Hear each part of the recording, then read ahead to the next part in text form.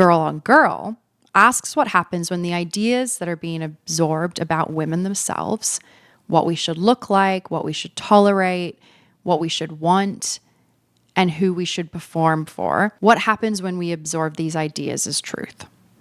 So before I move into the book, a quick note about this section is that I discuss pornography, sexual consent, and my experience of saying yes when I truly probably didn't want to. So take care of yourself. Come back to this conversation if you can't hear it today, or skip ahead to the end. Sorry that this is a heavier episode, I guess you could say, but there's some important parts in this, I think, if you're able to hear it at the present moment. So recently I finished reading this book called Girl on Girl, How Pop Culture Turned a Generation of Women Against Themselves. And it's by the author Sophie Gilbert. Sophie writes a series of what you could describe as short essays, taking you as the reader through feminism and the treatment of women through the 1990s up until today. Gilbert examines how portrayals of women in media tracked alongside, reinforced, and helped shaped the way women were treated in society at that time. Which is, no surprise, what I'm going to say is the definition of cultivation theory. See, once you see it, you can't unsee it. It is a dangerous spiral, but it's also very empowering. And what she says in the book isn't necessarily new, but it's the way she packages it that's really eye-opening to me. And I'm going to call out some chapters that really stuck with me. So in the book, Girl on Girl, Sophie speaks about she has a whole chapter on the porn industry and the effect it has had on the treatment of women, specifically looking at the aughts and how much the commodification of women was really at the forefront of porn and really any media that we consumed at that time. Female characters in the blockbusters were often there to just be dumb, hypersexualized bimbos, or they were brutally killed off in horror films. The films of that time were all about male bonding, fraternal quests, and juvenile misogyny. Think of these movies, and this is all going to make sense to you. American Pie, House of Wax, Superbad, and Anchorman. I Googled the top films of the aughts, and those were some of the ones that came up. Not House of Wax, but that was one that really stuck with me for a popular horror film.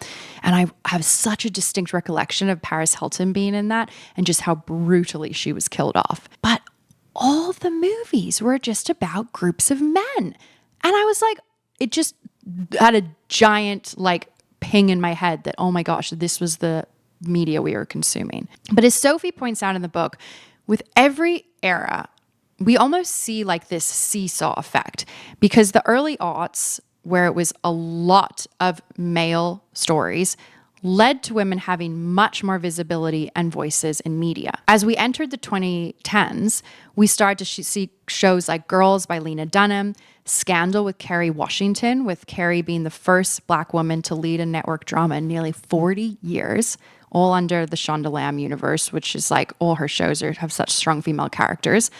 Fleabag by Phoebe Waller-Bridge, and Insecure by Issa Rae, just to name a few.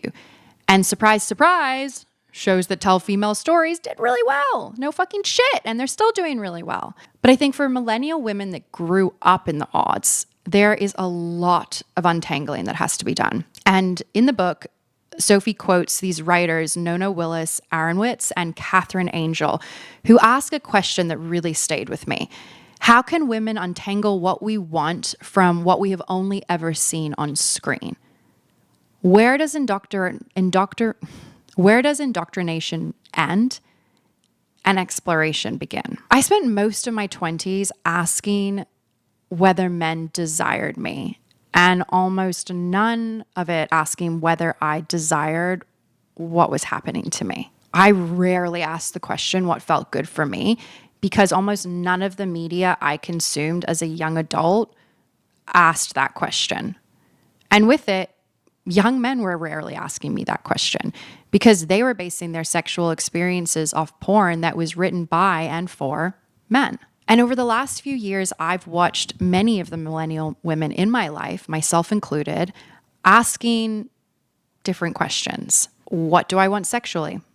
What have I said yes to in the past? And what does it mean to find my no? I have noticed that some women feel more able to explore these questions when they are in a committed relationship that feels safe. That has certainly been true for me.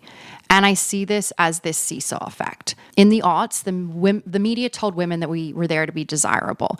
So maybe we said yes more than we wanted. But now the seesaw has switched. And we're asking ourselves, what do I like and want? And I find myself using my no much more because I think so much of sex has been shaped by male fantasies in porn. And as women, we've just become really good at reshaping those for our own purposes. And over the last 3 years, I've really been diving into this in therapy and facing some really difficult truths.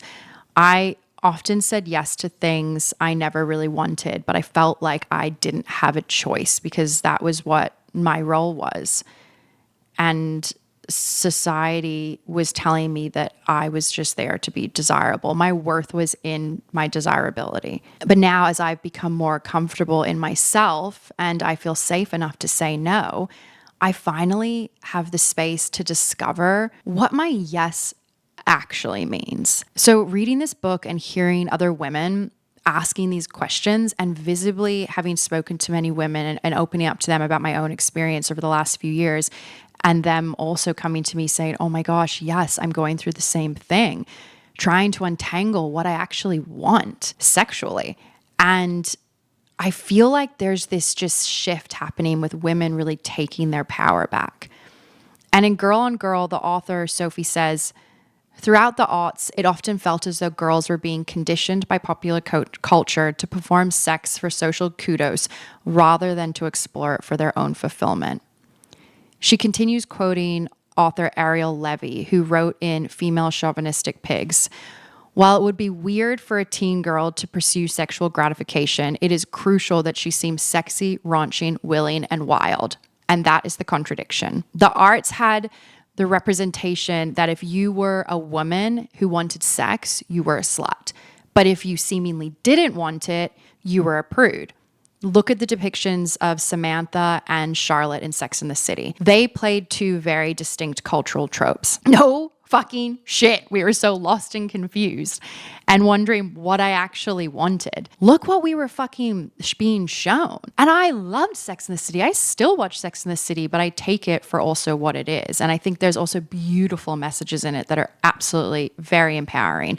And the women or also empowered sexually, but I do think there was that, the one who's really sexually promiscuous and wild and the one who's very prude, and look at the one who wants to get married and says she'll find love is the one who's Charlotte, who played the prude. And that's that story that we were continuously being told that I spoke about a few weeks ago in the article Emily Ratajkowski wrote, which was about if I stayed pure, I would find love.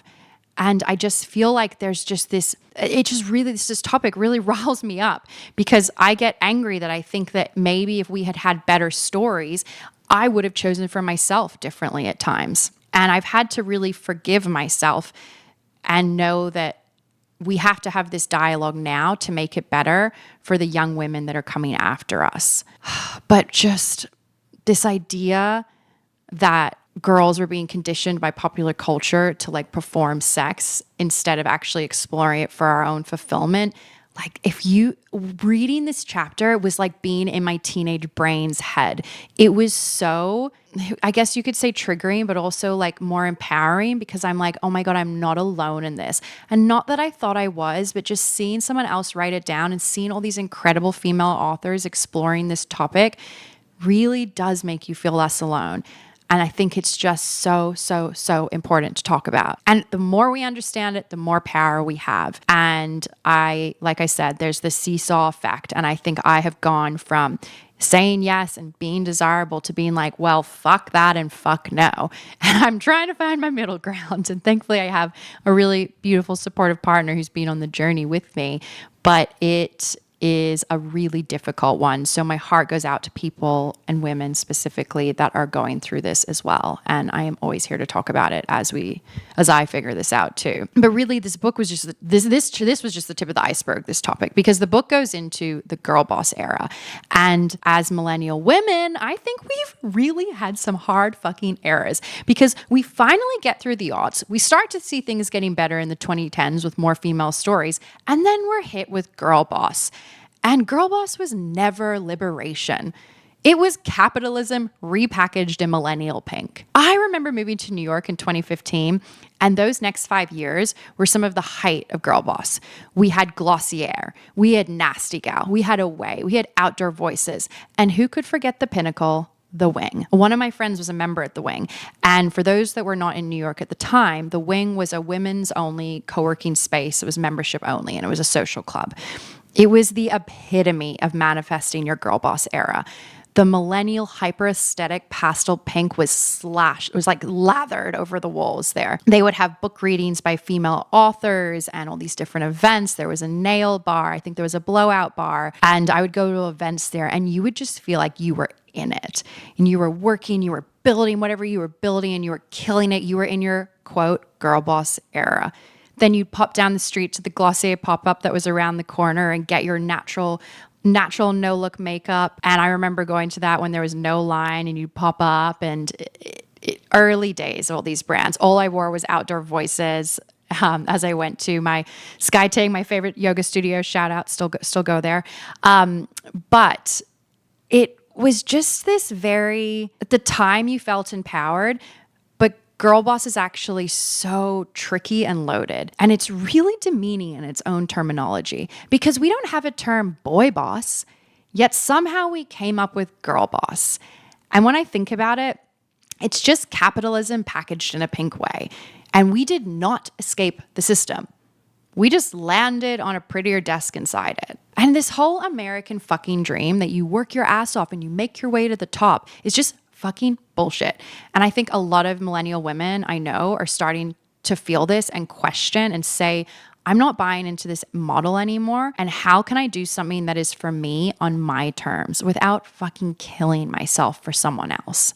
Work-wise. And this brings me back to cultivation theory. Representation does not mechanically dictate how we behave, but repeated cultural scripts can change what women learn to see as normal, and I think what society learns to expect from us. And again, it's this strange seesaw. Moments that look like empowerment fulfilled by our rights being stripped away. We a few years ago watched our right to choice be taken away from us. So in this weird way, have we come back full circle? All I can think is that if we've gone this way, then we're going to come back out of it, and maybe more empowerment will come. But I don't like that it's this continued roundabout. I want to keep going in a positive direction. And maybe us asking these questions and recognizing how pop culture can shape us is how we take that power into our own hands. I recommend, though, that every woman should read this book. It really opens your eyes to what we've been exposed to. And as I said, I think knowledge is power, and that's not going away. Because if you're aware of what's happening, you can find the power within it.